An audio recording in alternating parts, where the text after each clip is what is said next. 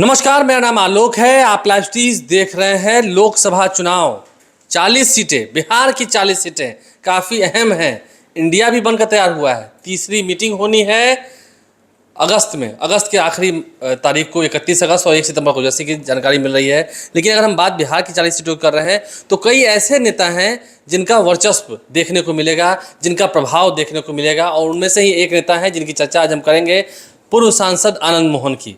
आनंद मोहन रिहा हो चुके हैं, विवादों में भी घिरे रिहा होने के बाद, लेकिन खुद को काफ़ी समेटा, काफ़ी कुछ हुंकार भी भरी मुंगेर से। हमारे साथ संजय ज्ञानेश्वर जी मौजूद है। ज्ञानेश्वर जी, आनंद मोहन ने हुंकार भरी, 2 गुजराती, याद है ना आपको वो भाषण, 2 गुजराती देश बेच रहे हैं और 2 गुजराती देश खरीद रहे हैं। मिजाज तो देखने को मिला, लेकिन अभी कितना और संघर्ष उनका बाकी है। देखिए, आनंद मोहन एक बड़े शख्सियत हैं, इसमें कोई शक नहीं है। विवादों में रहते हैं, जेल की इतनी लंबी सजा उन्होंने काटी। आपने कह दिया, विवादित बोलते भी हैं। हाँ, आपने कह दिया रिहा हुए हैं, मैं कह रहा हूँ छोड़े जा चुके हैं। और नीतीश कुमार की सरकार ने, नीतीश तेजस्वी की सरकार ने एक बड़ा फैसला किया जिसके इफबट काफ़ी थे। बहुत राजनीति हुई।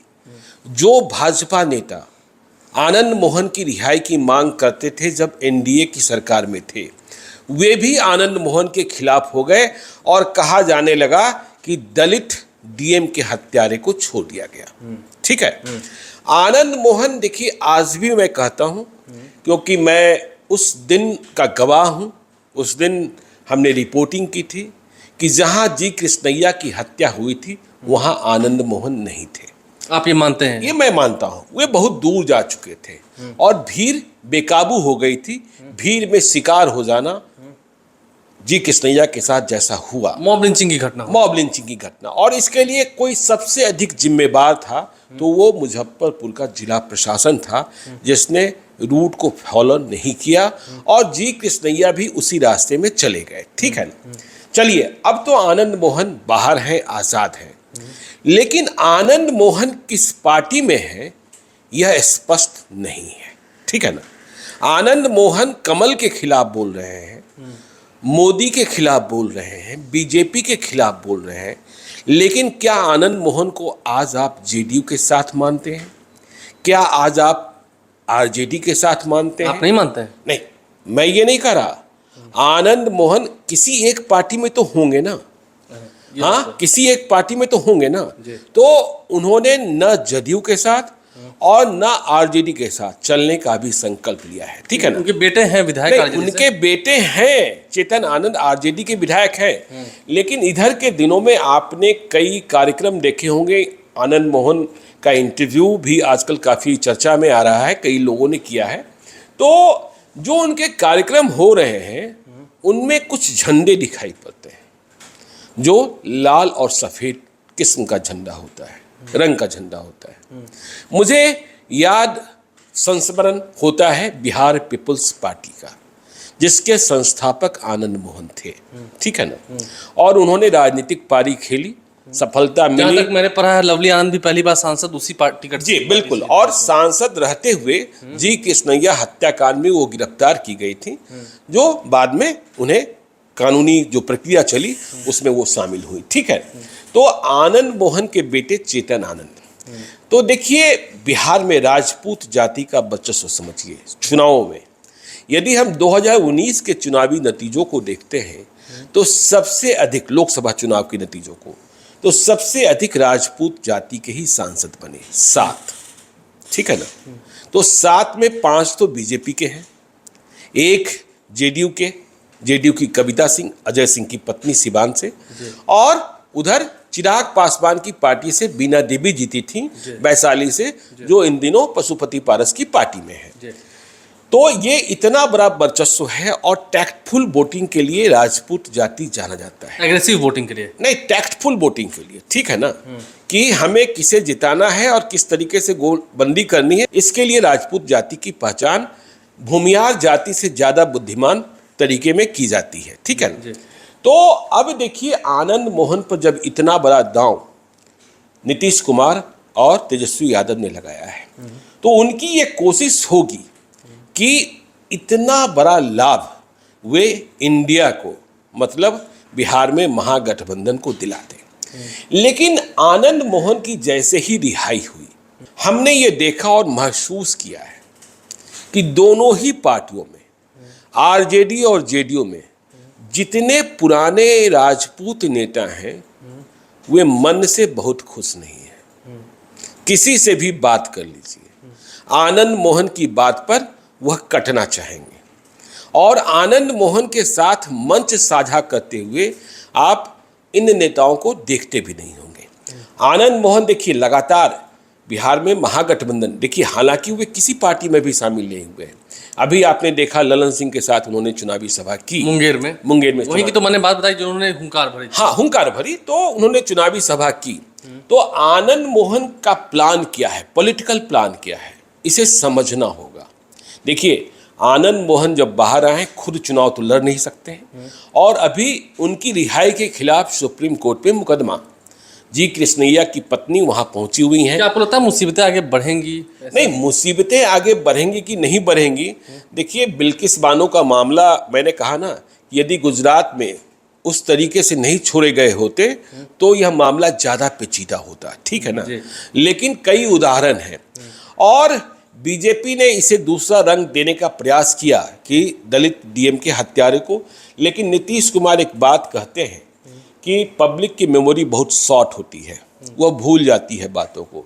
लेकिन आनंद मोहन की जिम्मेदारी बहुत बड़ी है, उन्हें अपने को स्थापित करना होगा और स्थापित तब होंगे जब उनके कहने पर लोकसभा चुनाव 2024 में राजपूत समाज इधर मूव करता दिखे। लेकिन तो उनको नीतीश कुमार के साथ खड़े भी तो होना पड़ेगा, हुंकार भरना पड़ेगा मन से, हुंकार भरना पड़ेगा तेजस्वी यादव के साथ भी, और इसके पहले फैसला करना होगा, किसी एक पार्टी में ही रहना होगा ना, या आरजेडी या जेडीयू, या आरजेडी या जेडीयू। गठबंधन में तो रहेंगे, वो ठीक बात है। नहीं, गठबंधन में रहेंगे वो ठीक है, गठबंधन में रहेंगे तो दोनों पार्टियों के लिए प्रचार करेंगे। अब देखिए आनंद मोहन, उनकी पत्नी लवली आनंद जो पूर्व सांसद, खबर ये है कि वो शिवहर से चुनाव लड़ना चाहती हैं, तैयारी है। हाँ, लेकिन आनंद मोहन सिर्फ शिवहर तक अपने को समेटकर नहीं रखना चाहते हैं। चेतन आनंद तो विधायक बन चुके हैं, आनंद मोहन अपने परिवार के अब एक और सदस्य को चुनावी राजनीति में सामने लाना चाहते हैं। तो देखिए आनंद मोहन की दिलचस्पी वैशाली में भी है और बहुत मजबूत दिलचस्पी है। उन्हें वो दिन भी याद है कि वैशाली से ही लवली आनंद सांसद बनी थी, ठीक है, और वह भी किशोरी सिन्हा को हराकर, छोटे साहब की पत्नी सत्येंद्र नारायण सिन्हा की पत्नी को हराकर। और इधर के दिनों में आप देख भी रहे होंगे कि आनंद मोहन इस दिलचस्पी को लेकर वैशाली में सक्रिय भी हो रहे हैं। जब पिछले महीने आशुतोष शाही की हत्या हुई तो आनंद मोहन तुरंत पहुंचे और आनंद मोहन वैशाली में, देखिए मैं दूसरे क्षेत्रों की बात नहीं कर रहा हूं, वैशाली में भूमियार राजपूत एका के लिए जाने जाते हैं। जी कृष्णैया की जो हत्या हुई थी वह कौन सी सब यात्रा थी? छोटन शुक्ला की सब यात्रा थी, जिनकी हत्या बृजबिहारी प्रसाद के इशारे पर या बृजबिहारी प्रसाद के ऑर्डर पर, यही आरोप लगा था। अब तो बृजबिहारी प्रसाद रहे नहीं कि उस केस का ट्रायल्स का सामना करते, और जो छोटन शुक्ला के हत्यारे थे वे भी सभी मार दिए गए। तो वैशाली में दिलचस्पी, और यह बात कि नीतीश कुमार, तेजस्वी यादव भी जान रहे हैं कि आनंद मोहन के आने से उनकी पार्टी के पुराने राजपूत नेताओं को मिर्ची लगी हुई है। तो कितना घात कितना प्रतिघात होगा, क्या होगा, सब लोग साथ चल पाएंगे? आनंद मोहन बहुत एग्रेसिव होते हैं, ठीक है ना, एग्रेसिव करते हैं अपने वोटर्स, हाँ, वोटर्स को एग्रेसिव कर देते हैं, लेकिन क्या वो वोटर्स वो ट्रांसफर हो पाएंगे? क्योंकि 5 सांसद, यदि बहुमत की बात करें चुनावों में, तो सवर्ण जाति का जो रुझान होता है वह एनडीए अलायंस की ओर होता है। तो आनंद मोहन को बहुत बड़ी उम्मीदों के साथ देखा जा रहा है। उम्र भी उनकी हो चुकी है, लेकिन उम्र, देखिए उम्र हो चुकी है, लेकिन शारीरिक रूप से इतने फिट है कि अभी आपने देखा होगा कि जब मुहर्रम का ताजिया जुलूस निकला था, अगले ही दिन हमने वो वीडियो देखा कि 67 साल की उम्र में, आप ही ने बताया ना जी, 67 साल उम्र, हाँ 67 साल। जब मैंने वैलेंटाइन डे को लेकर सवाल पूछा था तो उन्होंने कहा, तो उन्होंने फूल देने से मना कर दिया था। 67 साल की उम्र में कहाँ वैलेंटाइन डे कहाँ मनाए, लेकिन लाठी भांजने में, लाठी लड़ाने में उनमें कोई जज्बा कम नहीं दिखा, एकदम युवा दिख रहे थे। तो आनंद मोहन को पूरे बिहार में राजपूत जानते हैं, लेकिन आनंद मोहन जब चरम पर थे, जब वे हीरो थे, जब वे विलेन थे, चश्मा लगाते थे। हाँ नहीं, जब आनंद मोहन बनाम पप्पू यादव की लड़ाई थी, तो उस जमाने में उनकी उम्र, उनका प्रभाव और उनके जमाने के लोग, अब देखिए न्यू जनरेशन आ गया है। आप तो बताते हैं कि उस वक्त हजारों राउंड फायरिंग भी होती थी। नहीं, जब ये वर्चस्व तो की बात होती थी। अरे भाई, हजारों राउंड पूछिए मत, कितनी लाशें गिरी हैं आनंद मोहन पप्पू यादव की लड़ाई में। अब तो शादी में और दिखते हैं दोनों गले मिल पार्टी, जाते हैं। हाँ गले मिल जाते हैं। और जब आनंद मोहन रिहा नहीं हुए थे तो पप्पू यादव भी आनंद मोहन की रिहाई की मांग कर रहे थे, और आनंद मोहन भी जब मिलते हैं तो कहते हैं पुराने बातों को भूल जाइए, भाई है। हाँ भाई है, छोटा भाई है। छोटा भाई है। तो वो सारी दूसरी बातें हैं, लेकिन आनंद मोहन के नाम से जेडीयू और आरजेडी के राजपूत नेताओं को मिर्ची लगती है। जी। वे बोलते नहीं हैं, ठीक है ना।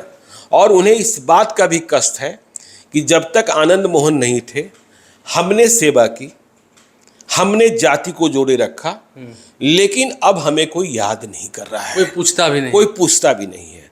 तो यह मन में मलाल है कई लोग, मलाल है कई लोग शांत बैठे हैं। हाँ, कई लोग शांत बैठे हैं। और इसका कितना नुकसान, किस तरीके से आनंद मोहन अपने संगठन को, जब हम शिवहर की बात करते हैं तो आप देखते होंगे कि लालू यादव के साथ एक फैसल अली रहते हैं, जी। मूल रूप से गया के रहने वाले हैं, लेकिन 2019 के चुनाव के वक्त लालू यादव ने शिवहर में उन्हें उम्मीदवार बना दिया था। और फैसल अली आज भी लालू यादव के इतने करीब हैं कि वे अपने टिकट को लेकर संतुष्ट हैं और यह मानते हैं कि मेरा टिकट पक्का है, फिर से मिलेगा, फिर से मिलेगा। तो यदि फैसल अली को मिल रहा है तो फिर आनंद मोहन के पास क्या विकल्प बचा है? क्या लवली आनंद के लिए क्या मिलेगा? हाँ, और लवली आनंद के लिए क्या? तो फिर क्या वैशाली का ही रास्ता बचता है? ये सारी बातें हैं और उसको समझने की बात, और आनंद मोहन को अपनी ताकत दिखानी होगी। अब देखिए, आनंद मोहन सहरसा से आते हैं, ये तो पता ही है आपको। अब सहरसा में एम्स की मांग को लेकर, सहरसा में एयरपोर्ट की मांग को लेकर आनंद मोहन ने वहाँ भी जंग छेड़ दी है। तो सहरसा और दरभंगा की लड़ाई को भी समझते हैं, एम्स दरभंगा में बनना है। तो यह लड़ाई जो है कितना पॉलिटिकल फायदा पहुंचाएगी, किसको फायदा पहुंचाएगी, किसको नुकसान, ठीक है ना। और आनंद मोहन जब राजपूतों के नेता बन रहे हैं और जब उन्हें आप पूरे बिहार घुमाएंगे तो उनके समर्थकों को भी जगह देनी होगी। तो जब वे किसी पार्टी में साथ हो जाते हैं, किसी पार्टी के साथ हो जाते हैं, तो फिर उनके नेताओं को, क्योंकि एक आनंद मोहन के समर्थकों की एक लंबी जमात है, वे सभी पॉलिटिकल प्राणी हैं, उन्हें कितनी जगह मिलती है यह देखने की बात होगी। और तब मालूम होगा कि आनंद मोहन की शक्ति कितना असर करती है या फिर कितना बेअसर रहती है। देखिए, असर कितना बेअसर कितना, ये तो तब मालूम होगा जब आनंद मोहन अखाड़े में उतरेंगे। लेकिन उससे पहले ये बात देखनी होगी, ये बात तय करनी होगी कि आनंद मोहन किस पार्टी की ओर, गठबंधन कौन सा है वो तो दिख रहा है, ये बात तो तय मानी जा रही है कि बीजेपी की ओर तो नहीं जाएंगे। नहीं, बीजेपी की ओर नहीं जाएंगे। और बीजेपी भी नजर लगाए बैठी है कि आनंद मोहन आए हैं तो राजपूत वोट कितना प्रभावित होगा, कितना बनेगा, कितना बिगड़ेगा। क्योंकि बीजेपी के भीतर ही यदि सबसे अधिक सांसदों के टिकट कटने की बात होती है तो उसमें राजपूत जाति के सांसदों का ही नाम आगे जाता है। आप राधा मोहन सिंह की बात कर लेते हैं, आप आर.के. सिंह की बात कर लेते हैं, राजीव प्रताप रूडी के टिकट पर भी ग्रहण है, ऐसी बातें हो जाती है।